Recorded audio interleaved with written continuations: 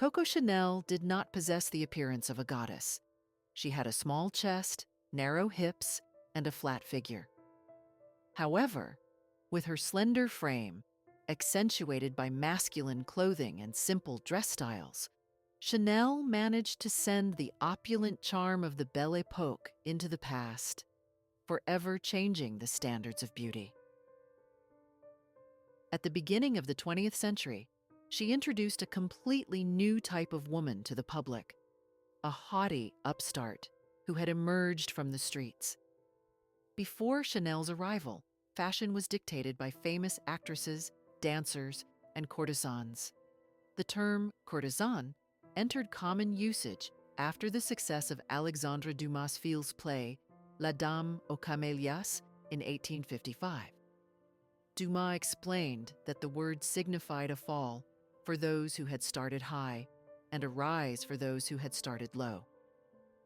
During the Second Empire, courtesans ascended to a higher level, transforming into the new aristocracy of mistresses who shared among themselves the wealthy men capable of providing them with luxurious lives. The more these women flaunted their extravagant indulgences, the more it emphasized the wealth and status of their affluent lovers. Such was the way of high society at the time. Those courtesans who were well-educated could become hostesses of brilliant social salons. Worthy successors to the ancient Greek hetairai, these hedonists sought out extraordinary individuals and wielded immense influence. Some became queens of the music hall or actresses, like Sarah Bernhardt. Others, such as Cora Pearl, Liane de Pougy, and Marie Duplessis, the latter bearing a fate strikingly similar to Chanel's and serving as the prototype for the heroine of Dumas' Fils' novel, La Dame aux Camélias, rose to prominence. In the 1900s, three young women known as the Three Graces captivated society: Liane de Pougy, Carolina Otero, and Emilienne d'Alençon. The latter eventually became a friend of Chanel and the new lover of her former partner, Etienne Balsan. There was a vast gulf between a courtesan and a street prostitute. The brilliant life of one had nothing in common with the wretched existence of the other. A courtesan was far more than a mere kept woman or illegitimate partner. Yet ironically, it was the ordinary mistresses, symbols of banality and calculation, who ultimately replaced the proud and dazzling courtesans. Chanel never aspired to be a courtesan. In any case, she lacked the qualities that could have ensured her success in that realm. Neither fragile transparency nor Rubenesque curves. Slim rather than voluptuous, straightforward rather than pretentious, an athlete rather than an idle lady, she preferred long horseback rides to lavish tea parties or heavy dinners. Chanel embodied anti-fashion, standing out from others with her charm, streetwise demeanor, and deliberately boyish appearance. She closely observed what her male friends and lovers wore. In a 1910 photograph, Chanel can be seen wearing a tie, an oversized men's coat, and flat shoes. Later, she introduced sweaters, jersey suits, pajamas, and tailored jackets accessorized with pendants, slim ties, or bow ties. From all the obstacles that should have hindered Chanel's path to success, she constructed a captivating, unparalleled image, a paradox of elegance built on the blending of genders. World War I caught Chanel in the midst of her peaceful revolution. While many remote rural areas remained unchanged in Paris and other major cities, women's appearance had radically transformed by the end of the war. Enjoying newfound freedom and independence gained through employment, women began dining out, smoking, and entertaining themselves. They became astonishingly liberated in a short time, which was reflected in their hairstyles. They began exposing the nape of their necks, something considered improper for women not long before. Chanel herself cut her hair short, saying, It suits me. After all, women follow fashion just like men. It's simple, they all cut their hair. In 1920, this trend was reinforced by a popular song by Dryan Collette, was the first to set the tone in 1902 when she cut her nearly 1.5-meter long hair. She was followed by famous actress Polaire, and in 1908, fashion model Paul Poiret did the same. In 1909, Eva Lavallière transformed into Joan of Arc with the help of fashionable hairdresser Antoine. In 1912, this actress, known for her roles as male characters, remarked, "Playing a male role offers a chance to feel free, unbound by the demands of fashion." Even eccentric dancer Cariathis, whom Chanel met during dance classes, embraced short hair.